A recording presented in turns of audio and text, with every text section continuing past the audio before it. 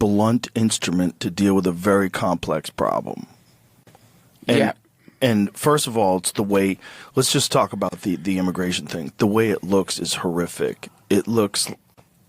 When you're just arresting people in front of their kids and just normal, regular people that have been here for 20 years, yeah.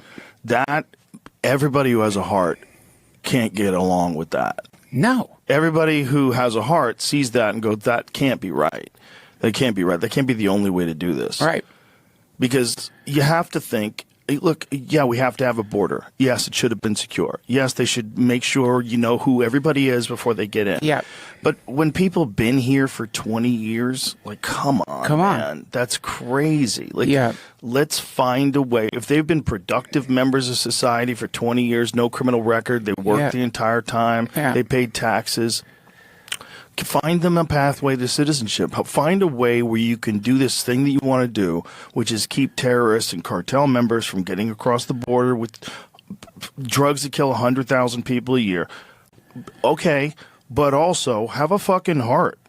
Because if you don't, you're not going to get anybody on your side. If you're doing this stuff publicly, throwing women to the ground, handcuffing people, just for existing on the wrong side of the dirt. On my first day, I received secretive orders to teach new cadets to violate the Constitution by entering homes without a judicial warrant.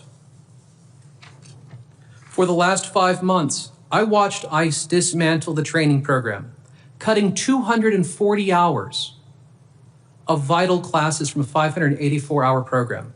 Classes that teach the Constitution, our legal system, firearms training, the use of force, lawful arrests, proper detention, and the limits of officers' authority. For example, they ceased all of the legal instructions regarding use of force. This means that cadets are not taught what it means to be objectively reasonable, the very standard which the law requires them to meet when deciding whether or not to use deadly force. Our jobs as instructors are to teach them so well that they can make split-second decisions about what they can and cannot do in life or death situations. Yet, in the name of churning out an endless stream of officers, DHS leadership has dismantled the academic and practical tests that we need to know if cadets can safely and lawfully perform their jobs. Why not reopen the government? Well, let's remember, Republicans control the House, the Senate, and the presidency to the extent there is ever a shutdown, as was the case with the 43-day Trump Republican shutdown in the fall. They cannot move forward out of a shutdown without Democrat votes. They can't do it. You guys have got to vote with them. So let's talk. Okay, so let's talk about that.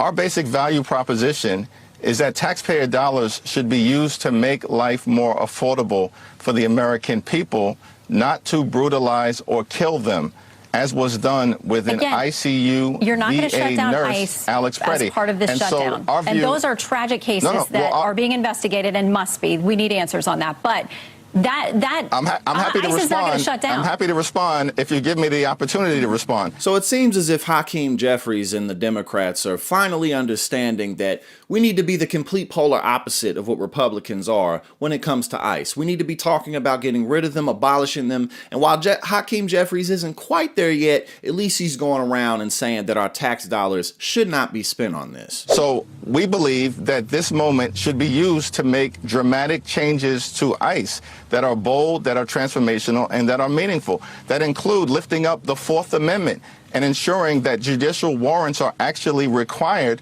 before ICE agents can break into the homes of the American people. We believe there should be independent investigations so that if ICE breaks the law, state and local authorities can investigate and prosecute them, as is the case with every other law enforcement agency in the country. We believe that sensitive locations like houses of worship, like hospitals, like schools, and like polling sites should be protected.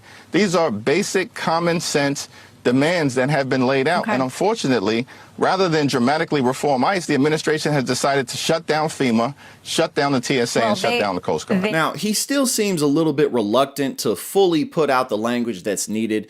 You know, he was recently on a podcast talking about how he's going to use the language that he wants and other people can use the language that they want.